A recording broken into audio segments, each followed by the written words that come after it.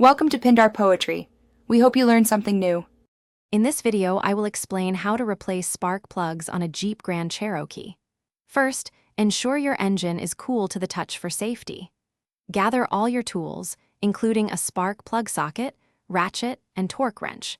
Always disconnect the negative battery terminal before you begin any work to prevent electrical issues.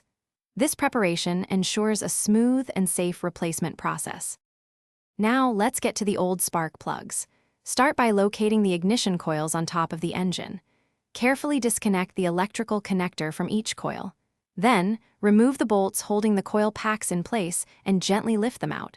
With the coils removed, use your spark plug socket and extension to loosen and extract each spark plug. Keep track of which plug came from which cylinder. With the old plugs out, it's time for the new ones.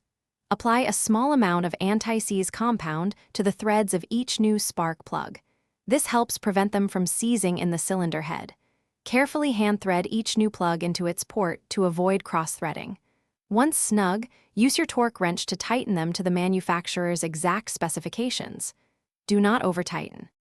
Almost done, reinstall the ignition coils, ensuring they are properly seated and their electrical connectors are securely attached. Double-check all connections before reconnecting the negative battery terminal. Start your Jeep Grand Cherokee and listen for any unusual noises or misfires.